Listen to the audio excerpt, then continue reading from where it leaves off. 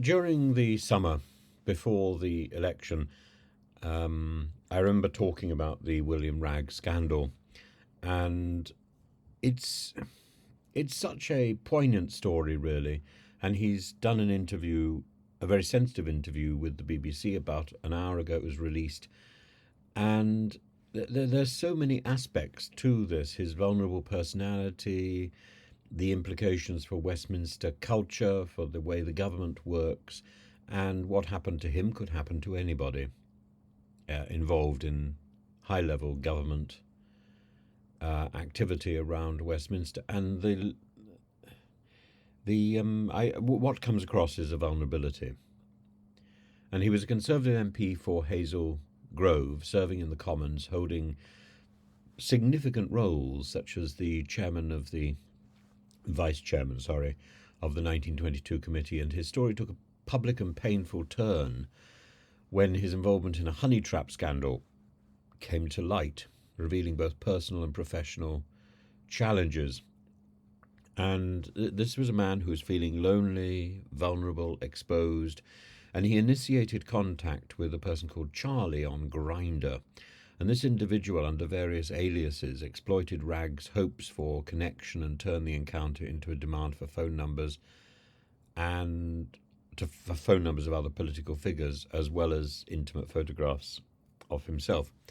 And the request escalated to a coercive demand. You've got 2 minutes to send me these numbers. And while there was no explicit blackmail threat, Wragg felt pressured and compromised, ultimately providing the numbers of colleagues, which contributed to the scandal's spread. Now, his immediate reaction after the story broke in Politico was intense guilt and shame, and he felt responsible for indirectly involving colleagues in the deception, and he resigned as a Conservative whip, stepping down from the committee roles in the 1922, confirming that he wouldn't stand in the next election.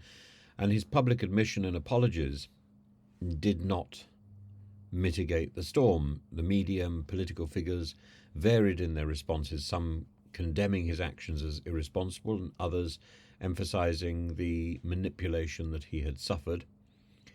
But his mental health struggles predated the scandal. They were exacerbated by the fallout, and the incident, of course, plunged him into deep distress, sleepless nights, panic attacks, ultimately leading him to seek emergency hospital treatment for suicidal thoughts.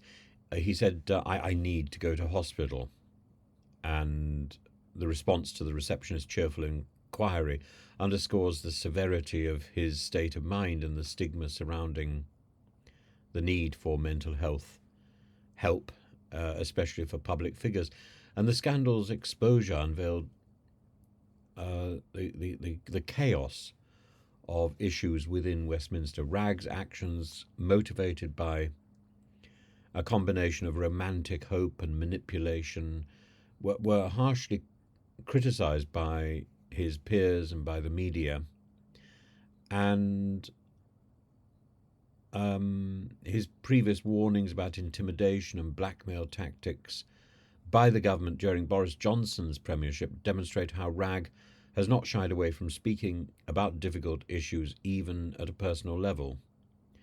Now, I think he has responsibilities, and he shirked those responsibilities, and he should never have given those telephone numbers. I think this is a clear fact. But at the same time, one can't help but feeling concern for him being put in this vulnerable situation. And reactions in the Commons were extraordinary. A former MP claimed that no apology had been received, and the sense for accountability, the sense for blame, the sense to hold someone responsible.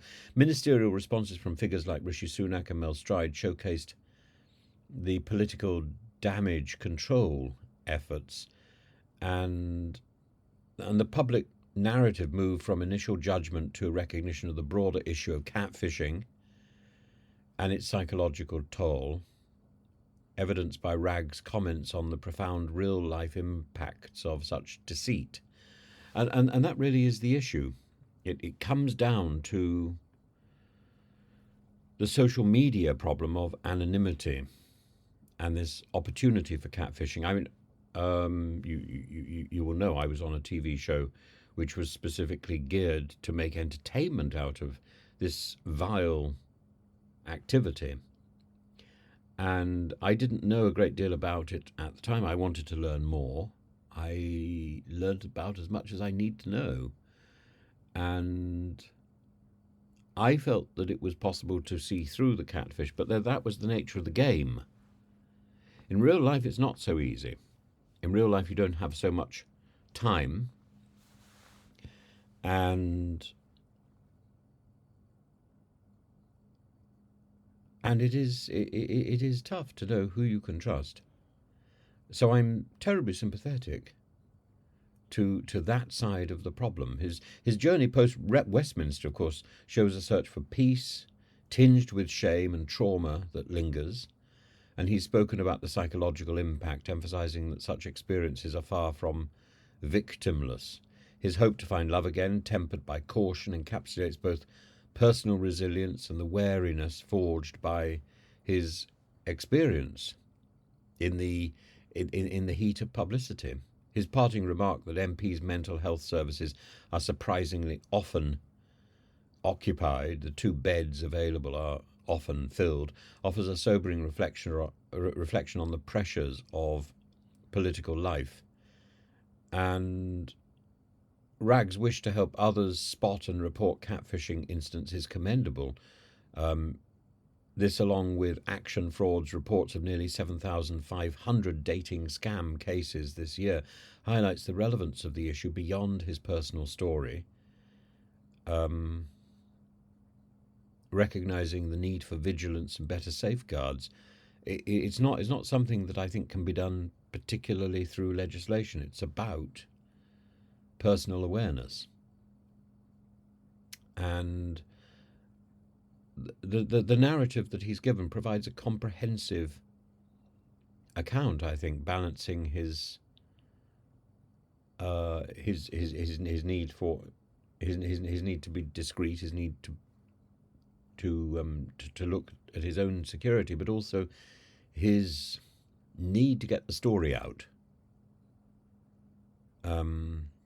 and for others to recognize the broader lesson about online health, online safety and mental health that this story encapsulates. I think it's an important story. I think there are 2 parts to it. I think there's the catfishing part, and I think there's the indiscretion of betraying the telephone numbers. Those are 2 different issues. But I think concern and care